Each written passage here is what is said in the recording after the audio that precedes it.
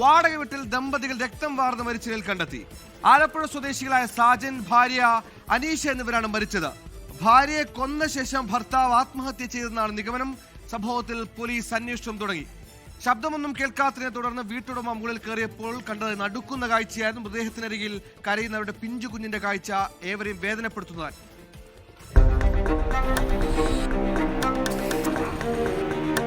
പൊൻകുന്നത്തെ ഒരു വീടിന്റെ മുകൾ നിലയിലായിരുന്നു സാജനും കുടുംബവും താമസിച്ചിരുന്നത്. 7 ദിവസം മുൻപാണ് ഇവർ ഇവിടെ വാടകയ്ക്ക് താമസിക്കാനെത്തുന്നത്. അതുകൊണ്ട് തന്നെ പ്രദേശവാസികളുമായി പരിചയപ്പെട്ട് വരുന്നതേ ഉണ്ടായിരുന്നുള്ളൂ. തലേ ദിവസം രാത്രി ഇരുവരും വഴക്കിട്ടിരുന്നു. നേരം വെളുത്ത ശേഷം ഇരുവരോടും വീടൊഴിയാൻ പറയാൻ മുകളിലേക്ക് കയറിയപ്പോൾ വീട് അകത്തുനിന്ന് പൂട്ടിയിട്ട നിലയിൽ. എത്ര വിളിച്ചിട്ടും വാതിൽ തുറക്കാത്തതിനെ തുടർന്നാണ് സമീപവാസിയെ വിളിച്ചുവരുത്തി വാതിൽ ഡ്യൂപ്ലിക്കേറ്റ് താക്കോൽ വെച്ച് തുറന്നത്. വീട് തുറന്നപ്പോൾ ഇരുവരുടെയും മൃതദേഹം രക്തം വാർന്ന നിലയിലാണ് കണ്ടത്. ഇരുവരുടെയും പിഞ്ചുകുഞ്ഞ് മൃതദേഹത്തിനരികെ കരഞ്ഞിരിക്കുന്ന കാഴ്ചയും അവരെ ഞെട്ടിച്ചു. അനുഷയുടെ കഴുത്തിൽ ആഴത്തിൽ മുറിവേറ്റിട്ടുണ്ട്. കൈയിലും മുഖത്തും പരുക്കുണ്ട്. സാജന്റെ കഴുത്തിൽ ആഴത്തിൽ മുറിവേറ്റ് രക്തം വാർന്ന നിലയിലായിരുന്നു.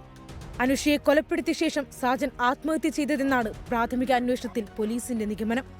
ഇരുവരുടെയും സമീപത്തുനിന്ന് പോലീസ് കത്തി കണ്ടെടുത്തു. കാഞ്ഞിരപ്പള്ളി ഡിവൈഎസ്പി വിശാൽ, പള്ളിക്കത്തോട് SHO രാജേഷ് എന്നിവരുടെ നേതൃത്വത്തിലാണ് പോലീസ് പരിശോധന നടത്തിയത്. ഫോറൻസിക് ടീമും ഡോഗ് സ്ക്വാഡും പരിശോധന നടത്തി.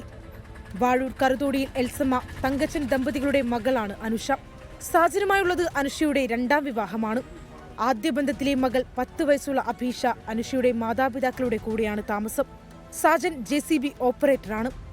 സാമ്പത്തിക പ്രശ്നങ്ങളുള്ളതായി ബന്ധുക്കളുടെ മൊഴി ലഭിച്ചിട്ടുണ്ട്. 24 കോട്ടയം. ലോകത്തെവിടെയായാലും ഏത് സമയത്തും 24 വാർത്തകളും ഓഗ്മെന്റഡ് റിയാലിറ്റി പാക്കേജുകളും എക്സ്പ്ലെയിനറുകളും വിശദമായി കാണാൻ ഞങ്ങളുടെ YouTube ചാനൽ നിങ്ങൾക്ക് സബ്സ്ക്രൈബ് ചെയ്യാം.